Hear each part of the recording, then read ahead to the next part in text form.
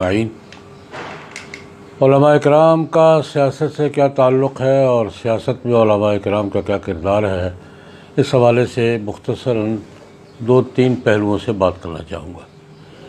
एक तो इसलिए कि उलमा नुमाइंदगी करते हैं हज़रत अंबिया किराम अलैहिमुस्सलावात व तस्लीमात की, और हज़रत अंबिया किराम अलैहिमुस्सलावात व तस्लीमात की तालीमात और प्रोग्राम बुनियादी तौर पर ज़िंदगी के तमाम पहलुओं के लिए था, और उसमें सियासत भी एक अहम रोल था।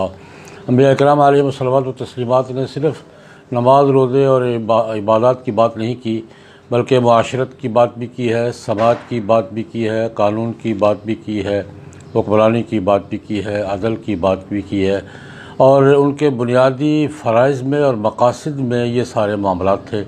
इसलिए जब उलमा किराम नुमाइंदगी करते हैं अंबिया किराम अलैहिमुस्सलावात व तस्लीमात की और आसमानी तालीमात की, तो आसमानी तालीमात के तमाम शोबे और हज़रत अंबिया किराम अलैहिमुस्सलावात व तस्लीमात की जिद्दोजहद के तमाम दायरे उलमा के फ़राइज़ में शामिल होते हैं। दूसरी बात यह करना चाहूँगा कि ज़ाहिर बात है, जब इस्लामी एक इंसानी समाज, मुस्लिम समाज पाबंद है कुरान और सुन्नत के अहकाम का और क़वानीन का, तो समाज में कुरान और सुन्नत के अहकाम और शरीयत के क़वानीन की निफाज़ और निगरानी उलमा ही कर सकते हैं। उलमा किसी नस्ल का नाम नहीं है। उलमा में हर वो शख्स शामिल है जो कुरान पाक का इल्म रखता है, सुन्नत का इल्म रखता है, शरीयत का इल्म रखता है, इस्लामी तारीख़ से वाकिफ़ है और इस्लामी अक़दार और रिवायात का इदराक रखता है। हर वो शख्स आलिम है जो ज़रूरी उलूम से बहरवर हुआ है। ये किसी नस्ल और तबके का नाम नहीं है कि कोई नस्ली बालादस्ती है। ये हर वो शख्स जो कुरान और सुन्नत का, शरीयत, कानून और शरीयत का, इस्लामी तारीख़ का और माशरे में इस्लामी किरदार का इल्म रखता है, वो आलिम है। और जब समाज में कुरान और सुन्नत की हुक्मरानी और इस्लामी निज़ाम के क़वानीन के निफाज़ को हम एक ज़िम्मेदारी समझते हैं, तो उलमा के बग़ैर कैसे मुमकिन कैसे है कि कुरान और सुन्नत का इल्म रखने वालों के बग़ैर माशरे में कुरान और सुन्नत के अहकाम की अमलदारी कायम हो जाए। और तीसरे नंबर पर याद करना चाहूँगा कि मुसलमान की तारीख़ देख ले आप।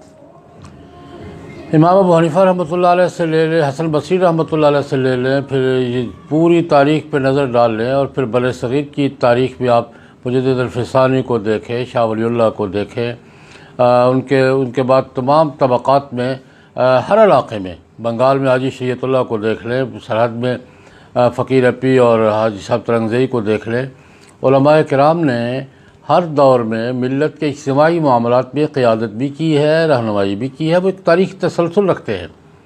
उलमा बरसग़ीर के उलमा तो बिलख़ुसूस सियासी जिद्दोजहद में, वो आज़ादी की जिद्दोजहद हो या इस्लामी अहकाम के निफाज़ की जिद्दोजहद हो या गैर इस्लामी तमद्दुन के मुकाबले की जिद्दोजहद हो, उलमा किराम ने हर शोबे में एक तारीख़ दी है और पूरा तसलसल है उनका।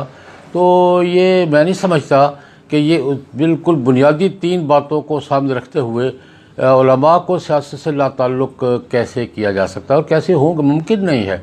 उलमा अगर इस अपनी तारीख़ रखते हैं, उलमा अगर कुरान और सुन्नत का शऊर रखते हैं, उलमा अगर हज़रत अंबिया किराम की नुमाइंदगी करते हैं, तो सियासत उनके फ़राइज़ में शामिल है, उनके हुकूक में नहीं।